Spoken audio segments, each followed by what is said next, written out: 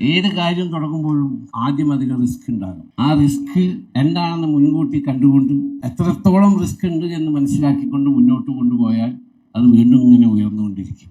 ആദ്യത്തെ കുറച്ച് നാൾ ആൾക്കാർ വരില്ല, അല്ലെങ്കിൽ അത് മാർക്കറ്റിങ്ങിന് സമയം പിടിക്കും. പക്ഷെ അതനുസരിച്ച് നിങ്ങൾ ക്ഷമിക്കുകയും അതനുസരിച്ച് കച്ചവടം വർദ്ധിക്കുകയും ചെയ്യുകയും അതിൽ പിടിച്ചു നിൽക്കാനുള്ള കപ്പാസിറ്റി നമ്മൾ മാനസികമായി വളർത്തിയെടുക്കുകയും ചെയ്യണം.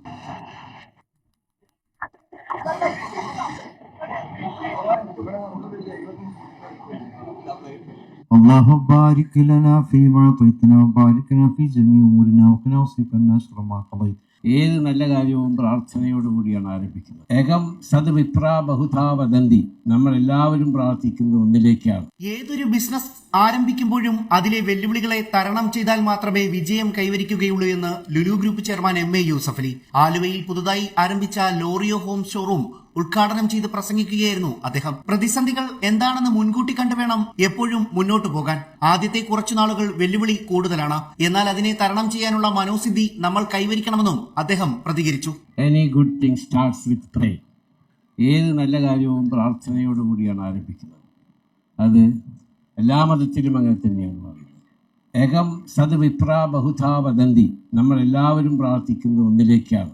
റബ്ബുൽ ആലമീൻ, റബ്ബ് ദൈവം എന്നിവിടെ പ്രാർത്ഥനയിൽ പറഞ്ഞ മാതിരി ഈശ്വരൻ, അതെല്ലാം ഏകം സദ് വിപ്ര ബഹുധാ വദന്തി, എല്ലാവരും ഒന്നിലേക്കാണ് പ്രാർത്ഥിക്കുന്നത്.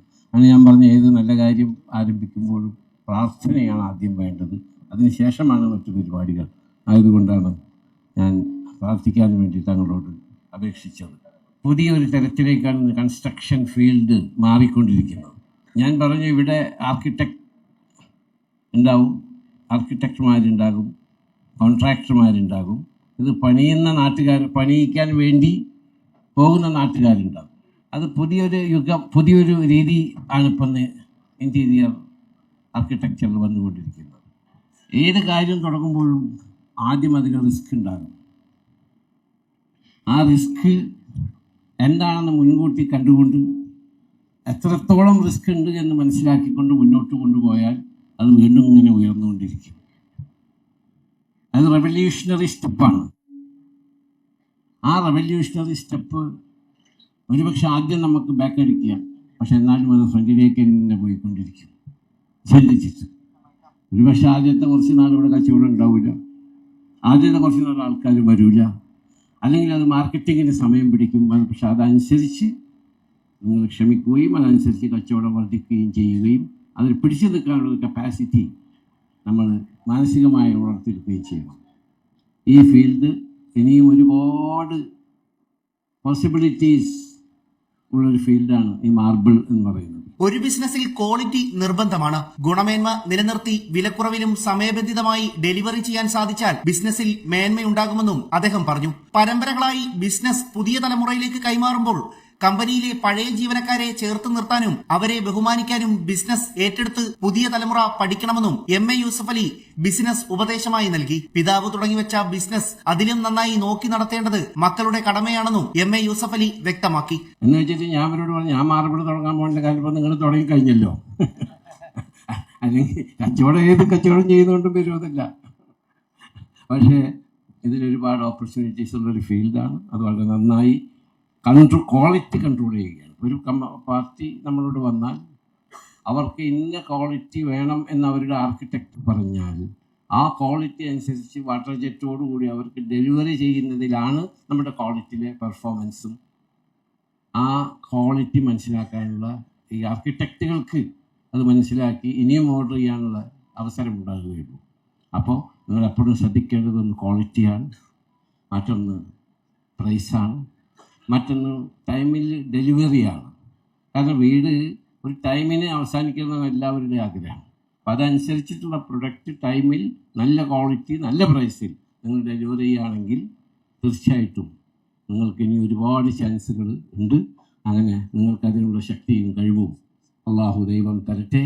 ഈ സംരംഭം ഞാൻ എപ്പോഴും ഏതെങ്കിലും എൻ്റെ കൈ കൊണ്ട് ഉദ്ഘാടനം ചെയ്യാൻ പോകുമ്പോൾ കാലത്ത് ഞങ്ങൾ ബഹിഷ്കരിച്ച് കാലത്ത് പ്രാർത്ഥിച്ചിട്ടാണ് ഞാൻ എൻ്റെ കൈ കൊണ്ട് ഉദ്ഘാടനം ചെയ്യാൻ പോകുന്ന ഈ സംരംഭം വളരെ ഉയർച്ചയിൽ നിന്ന് ഉയർച്ചയിലേക്ക് വരണമേ എന്ന് പ്രാർത്ഥിക്കും. ഞാൻ എന്നും എൻ്റെ കൈ കൊണ്ട് ഉദ്ഘാടനം ചെയ്യുമ്പോൾ അതൊരു നല്ല രീതിയിലാവട്ടെ എന്ന്.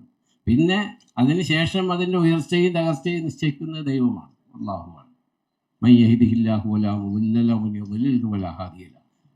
ഉയർച്ചയും താഴ്ചയും ദൈവമാണ് നിശ്ചയിക്കുന്നത്. അപ്പോൾ ആയതുകൊണ്ട് ഈ സംരംഭം വളരെ നല്ല നിലയിൽ ഉയർന്നു വരട്ടെ.